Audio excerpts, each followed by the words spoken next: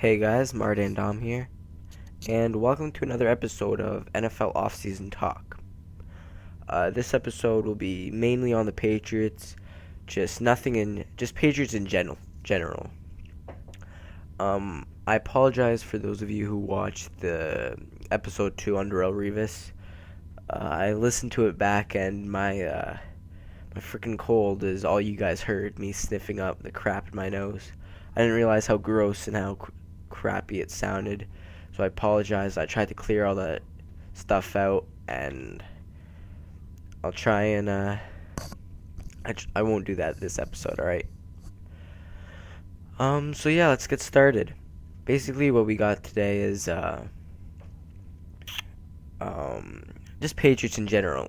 They've been one of the more noisier teams in the off season, more than usual. I mean, last time I heard of stuff like this was maybe in '07 when the Patriots went undefeated. So will we see the same? I don't know. In case you guys didn't know, I'm a huge New England Patriots fan, just massive. So this one will be really easy for me to elaborate on and share my opinions and stuff. Um, the Patriots have, I know I'm a little late on this, but Wes Welker, Danny Amendola, that whole situation. I'm just not going to talk too much on that, but I'm just going to say one thing. I definitely think it was better to acquire Amendola. I mean, I'd rather have Wes Welker, but now that I look at it, Amendola just seems like an improvement upon Welker. Younger, a lot faster, better speed off of after the catch, things like that. The only problem with him is with Danny Amendola is we don't know if his consistency. Obviously, I don't know how much games he played. I think it was like 14 or 15 in the last 2 years, so that could be a problem. And the chemistry with Brady, but obviously we've seen with Tom Brady, he can get any sort of chemistry juices flowing with any kind of receiver that the Patriots acquire. Some other key pickups was the pickup of Leon Washington. He was the running back for the Seattle Seahawks and kick return specialist. I think that will definitely he'll replace Danny Woodhead, which was the running back that the Patriots let go, and he signed for the San Diego Chargers. Again, Leon Washington is a lot better than Danny Woodhead was. The only problem I think with that is maybe an age difference. Obviously, Washington is a little bit more of a veteran than Danny Woodhead. That age could either be a bad thing or a good thing. I don't know.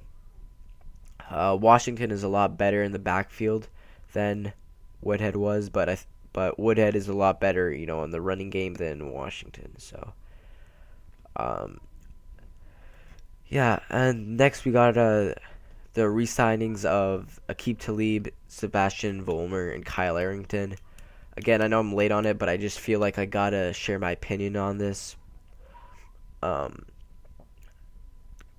Arrington and Aqib Talib are two important players on this defense. Aqib Talib more than Arrington. I think they might have offered Kyle Arrington a little bit more money than he deserved, but we still got him. Aqib Talib, when he played last year in the regular season, he shut down any wide receiver that they put him up against, really. And he gave a new confidence boost and a new type of swagger that he implemented into the New England Patriots defense. And then, as you guys saw in the AFC Championship game where they lost to the Baltimore Ravens, Talib went down with it, I don't know if it was a groin injury or something like that, hamstring, and somewhere around the middle of the second quarter or the late first quarter, he went down with hamstring and groin injury, but I already said that. And basically, the Patriots couldn't stop him on the run game and the passing game. So you can see how big of a factor Talib was. Sebastian Vollmer, I think he's a 2-time Pro Bowl or a 1-time Pro Bowler offensive tackle out of Germany. he's such a strong guy. The only thing that my worry is with him is his, consistency. He has a couple of back and knee problems, but when you put him into a game, he's amazing, and he just covers Brady's blind side every time. Next, we got the signing of defensive tackle Tommy Kelly. He was recently released by the Oakland Raiders, and I think he'll be a great fit for the New England Patriots. He'll definitely add a veteran aspect to the D-line, playing beside Vince Wilfork and Kyle Love and Brandon Dedrick. I don't think he'll be fighting for a spot on the roster. I think he's already made it. I don't see the Patriots cutting him, especially after offering him a 2-year deal. I think it's safe to say that you'll see him next year on the defense. And his stats aren't that great. I guess you could say like productive wise with sacks and forced fumbles and stuff. But one thing that really is appealing is the fact that he's never missed a game in the past 5 years for the Oakland Raiders, which is outstanding, especially for someone his age and the position that he plays at. Next, we got Emmanuel Sanders, the wide receiver from the Pittsburgh Steelers. Now, I think this pick the Patriots don't have him yet. They offered him an offer sheet. The Steelers are talking about countering it. But if the Patriots do pick up Emmanuel Sanders, that is just going to be amazing. Every time I've watched him play with the Steelers, I remember watching him, especially one game against the Giants when Antonio Brown went down with an injury that game, and Mike Wallace was nowhere to be found. Emmanuel Sanders was the go-to guy for Ben Roethlisberger, whether it was in the slot or coming out on the outside and on those streak routes. So he's definitely a deep threat player. He may not have the best hands or doesn't have that spectacular catching ability that some other wide receivers have in the league, but he's definitely a fast, speedy player. I think you can compare him to a young Eddie Royal, maybe in his rookie season. Not the Eddie Royal now, but yeah. Just to clear up some things, Terrell Owens, he's not going to go to New England. There's no point in signing him. Is he a Hall of Famer? I don't know. I'm not going to get into that, but wherever you go, he just causes trouble, and that's something that Bill Belichick and the New England Patriots offense is not willing to deal with. Last topic in this episode will be Jeff Demps. In case you guys didn't know, Jeff Demps is that Olympic runner that the Patriots acquired at the start of last year. I believe he won a silver medal in the men's relay, which is outstanding. I mean, he's a running back. The Patriots use him as a running back as well. He's a speedy little guy, obviously.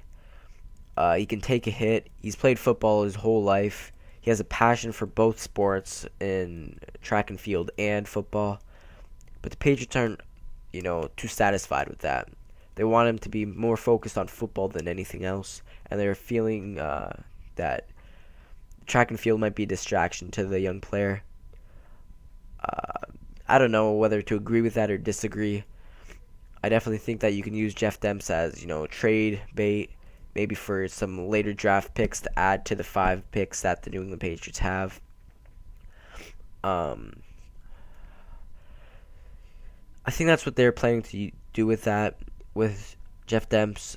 I'm reading right now on NFL.com that the Patriots are willing to trade him.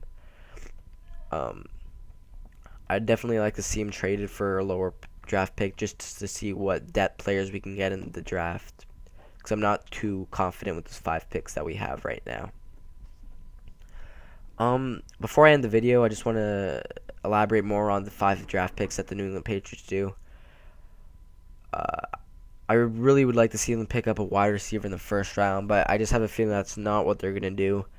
I think they're going to go for a cornerback, maybe Desmond Trufant or something. Whoever's there really around that area. I think they'll pick up a wide receiver in the second and third round. Third round at the latest, though. And yeah, that's all I have to say for today. I don't know what other videos I'm ready to do in the future or today. But yeah, this has been episode 3, guys. If you liked it, leave a like. If you want more of these, just hit subscribe. And yeah, that's all I got for today, folks. So I will see you guys later.